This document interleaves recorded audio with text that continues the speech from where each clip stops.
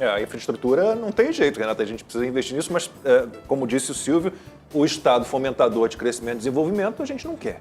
Não quer porque a gente já viu que isso deu errado, né? A questão é essa, fazer a mesma coisa esperando resultados diferentes é uma loucura.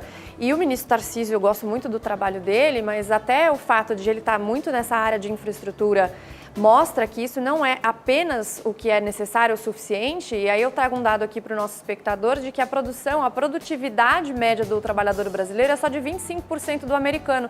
E não é porque o brasileiro é incapaz, porque ele não tem capacidade, pelo contrário, o povo brasileiro é conhecido como altamente empenhado, criativo e tudo isso. Só que a gente tem uma infraestrutura muito ruim, então se você não tem acesso à tecnologia, é tudo muito caro, é difícil, você não tem concorrência aqui, Lacombe. Então a gente tem hoje um mercado extremamente protecionista, aquela velha ideia dos anos 80 de vamos proteger a indústria nacional. Então você tem serviços mais caros e também serviços piores. Você tem um problema seríssimo de educação. O Brasil hoje investe muito mais em educação superior do que em educação de base. Esse é um outro problema.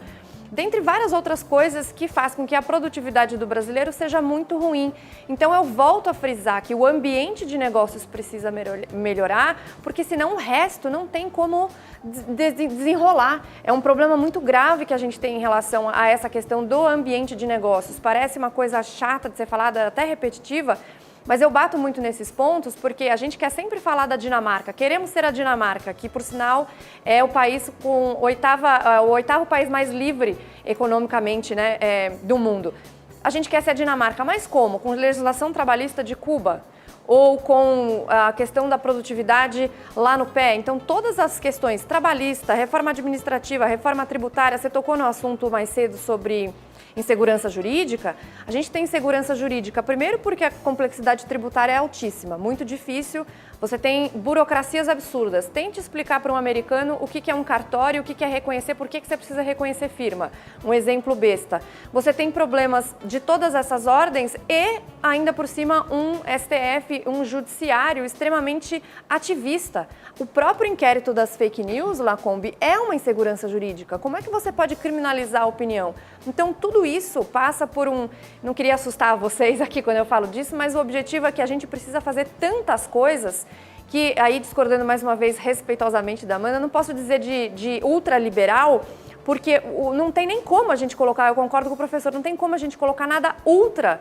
A gente é tão fechado, a gente é tão mais próximo do socialismo do que as pessoas imaginam, pelo fato dessas políticas públicas mais fechadas, protecionismo, legislação trabalhista, a eficiência regulatória, efetividade judicial, tamanho do governo, tamanho dos impostos.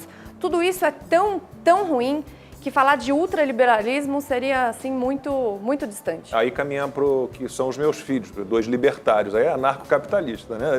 Não quer saber de Estado nenhum. Imposto é roubo, né?